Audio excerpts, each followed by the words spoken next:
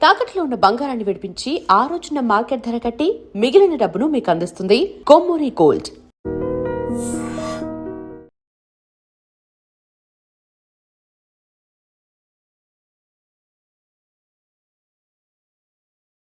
Welcome to iDream media. So జనరల్గా diabetes, sugar వ్యాధి ఇంట్లో ఇద్దరుంటే ఒకరికి షుగర్ ఉన్న పరిస్థితి మనం చూస్తూ ఉన్నాము. అయితే ఈ మధ్య కాలంలో హెచ్బిఏవన్సీ గురించి చాలా చాలా డౌట్సే ఉన్నాయి. అసలు హెచ్బిఏవన్సీ ఎంత ఉండాలి? సో ఒక్కొక్కసారి హెచ్బిఏవన్సీ ఎందుకు ఎక్కువగా చూపిస్తుంది? సో పూర్తి వివరాలు తెలుసుకుందాం. మనతో పాటు ప్రముఖ ఎండోక్రైనాలజిస్ట్ డాక్టర్ వంశీ ఉన్నారు from Apollo hospitals, Hyderabad. Doctor గారు నమస్తే అండి. నమస్తే అండి. మీరు ఎప్పుడైనా కానీ హెచ్బిఏవన్సీ ఇంత ఉంటే ఇదే మనకి ఎక్యురసీ, దీన్ని బట్టే మందులు రాస్తారు అనేది ఉంది. కానీ ఈ మధ్య ఏంటంటే ల్యాన్సెట్ జర్నల్‌లో వచ్చింది. హెచ్బిఏవన్సీ ఒక్కొక్కసారి తప్పుగా వస్తుంది అట్లాగా. ఏంటి యెస్. డాక్టర్ గారు మాకు తెలియని విషయాలు అసలు? అంటే యాక్చువల్లీ హెచ్బిఏవన్సీ అంటే ఏంటంటే లాస్ట్ 3 మంత్స్‌లో షుగర్ కంట్రోల్ ఎలా ఉందో చెప్పే హ్మ్. టెస్ట్ అండి. హ్మ్. దాన్ని మనం హెచ్బిఏవన్సీ అంటాం. హ్మ్. So normal values less than 5.7% ఉండాలి. హ్మ్. మోర్ దాన్ 6.5% ఉంటే మనం డయాబెటిస్ అని చెప్తామన్నమాట. ఆ 5.7-6.4 మధ్యలో ఉన్న వాళ్ళని ప్రీ డయాబెటిస్‌గా లేబుల్ చేస్తాం. So normal is less than 5.7, హ్మ్. More than 6.5 is diabetes.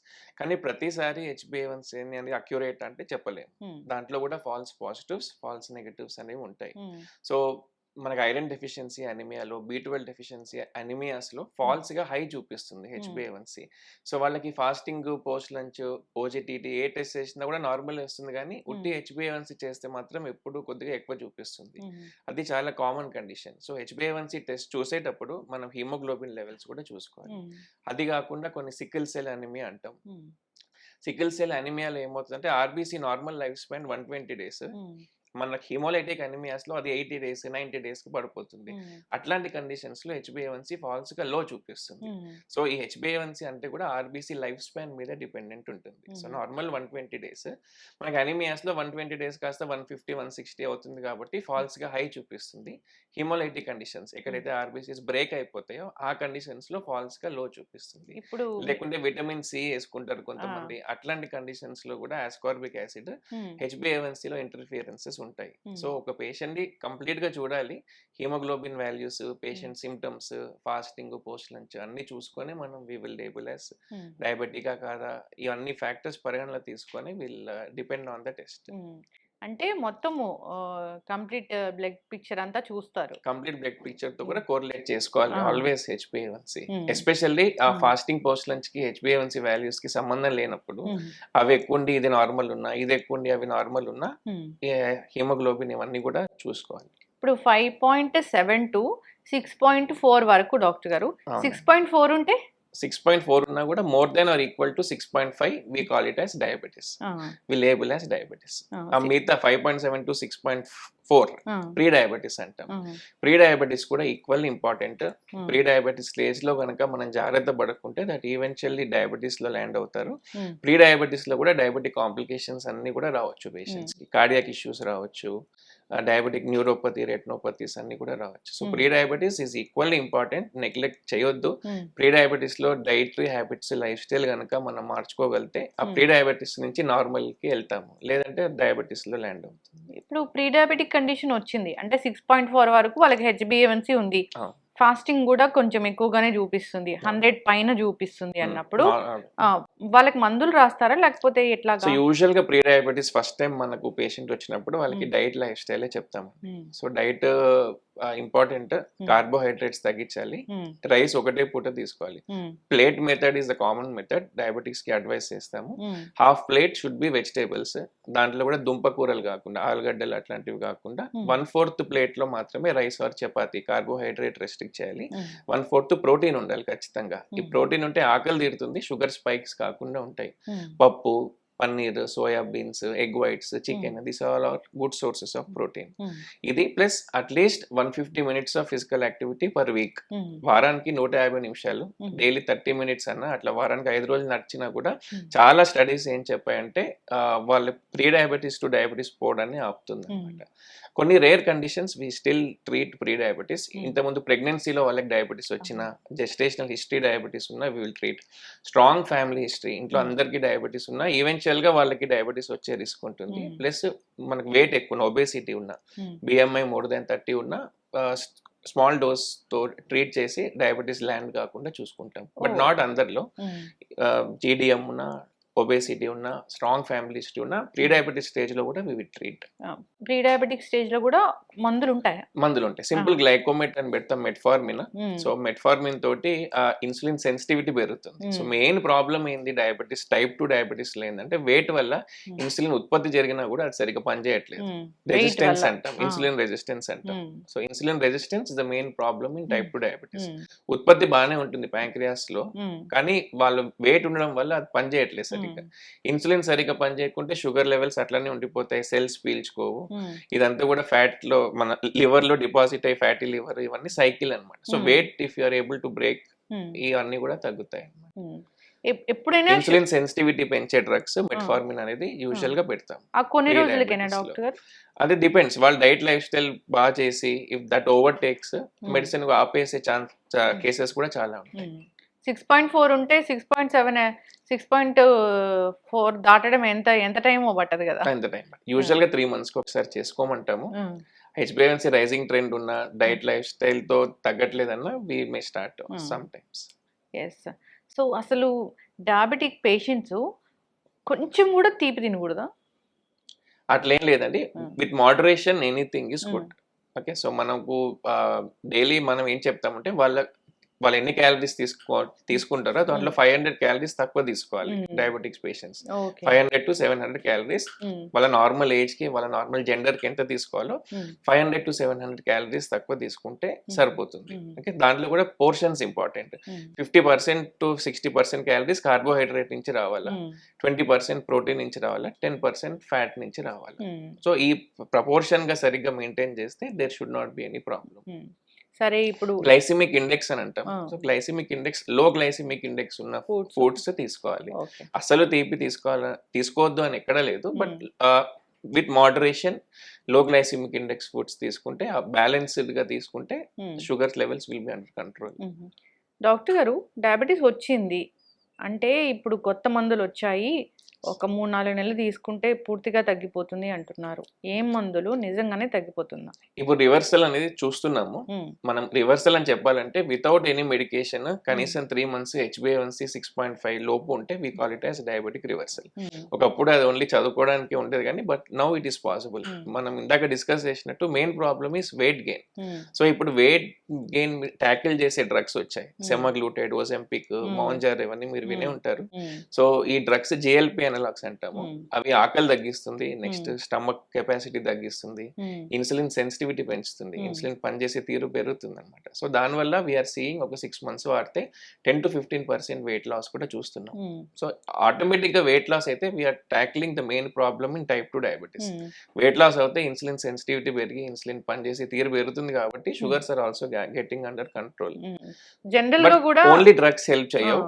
ఎప్పుడైనా diet lifestyle comes first in diabetic management. ఇవన్నీ అడిషనలే, బట్ చూస్తున్నాం diabetic reversal we are seeing now because of these kind of drugs. ఇప్పుడు మీరు ఎవరికైనా ఈ పేషెంట్ కి డయాబెటీస్ లేదు అని చెప్పాలంటే వాళ్ళు ఒక 6 months పాటు మెయింటైన్ చేయాల్సిందే. ఏది HbA1c 6.4 వరకు డయాబెటిక్ రివర్సల్ అనాలంటే. లేదు అంటే 5.7 లోపు, బట్ ఈవెన్ 6.5 కన్నా they are able to maintain diet lifestyle alone, we call it as reversal. Okay, reversal అవుతుంది డాక్టర్? అవుతుంది, చూస్తున్నాం. ఓకే, అదే మెయిన్ వెయిట్ మనం ట్యాకిల్ చేయగలిగితే డయాబెటిక్ రివర్సల్ ఇస్ పాసిబుల్. ఈ డ్రగ్స్ అనే కాదు, మీ డైట్ లైఫ్ స్టైల్ తో చేసుకున్నా కూడా డయాబెటిక్ రివర్సల్ ఇస్ పాసిబుల్.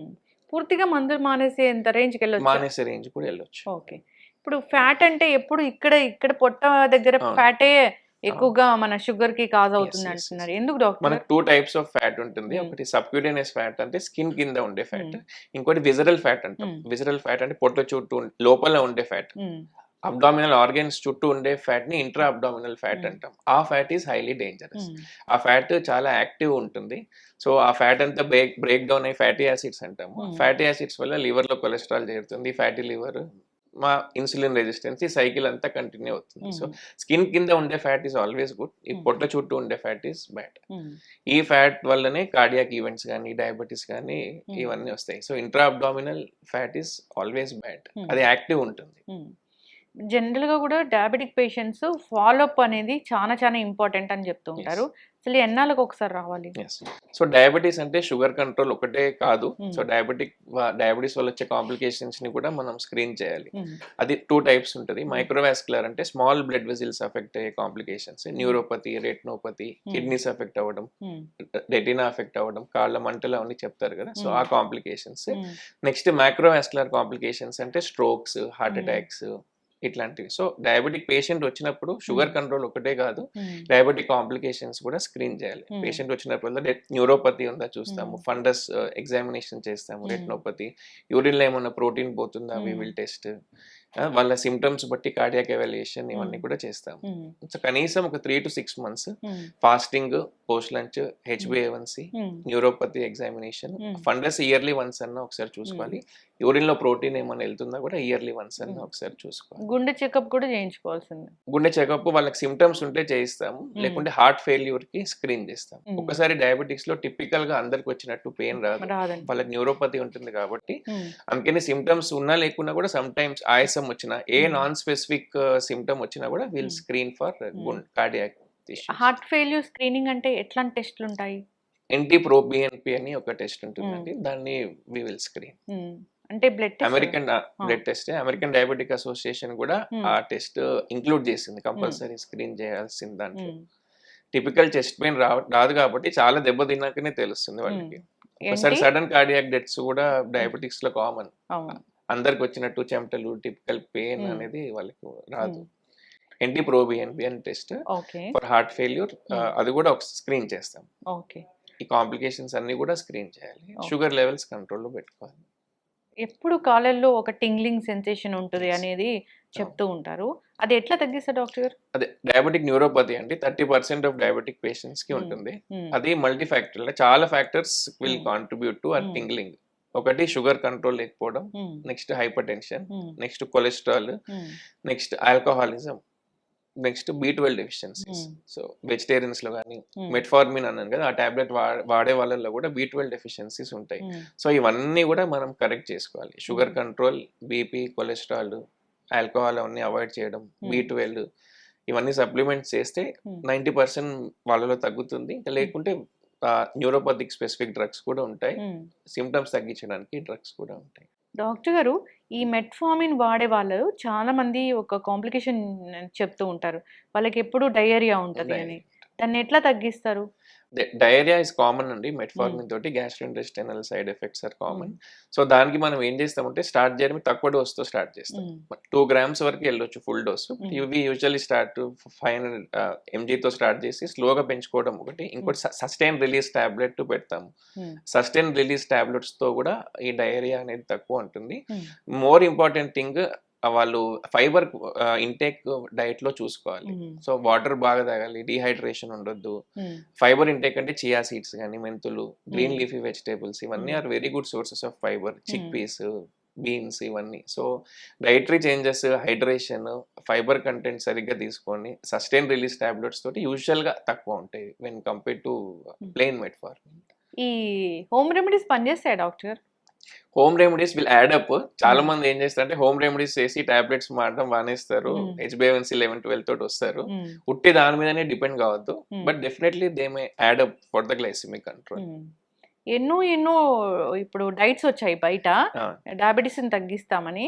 అంటే అక్కడ నిజంగానే తగ్గిపోవడం అంటే మందులు వాడకుండా అంత వరకు తగ్గుతదా డైట్‌తోనే ఓన్లీ? డైట్‌తో కూడా తగ్గుతుందండి. హ్మ్. బ్యాలెన్స్‌డ్ డైట్ ఇందాక మనం డిస్కస్ హ్మ్. చేసినట్టు whatever may be the form hmm. Balanced diet తీసుకొని రెగ్యులర్ ఫిజికల్ యాక్టివిటీ చేస్తే hmm. Diabetes will be under control. ఇప్పుడు ఒకప్పుడు మాటేనా డయాబెటిస్ వస్తే జీవితాంతం మందులు వాడాల్సిందే అని? ఆ!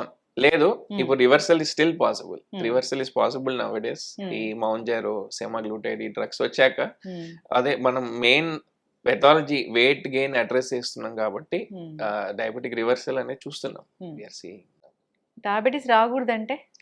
డయాబెటిస్ రాకూడదంటే ముందు నుంచే జాగ్రత్త పడాలి. ఆ! ఎస్పెషల్లీ స్ట్రాంగ్ ఫ్యామిలీ హిస్టరీ ఉన్నవాళ్ళు, హ్మ్. పీసీఓడి ఇట్లా ఉన్నవాళ్ళు వాళ్ళందరికీ కూడా ఫ్యూచర్‌లో డయాబెటిస్ వచ్చే రిస్క్ ఉంటుంది. హ్మ్.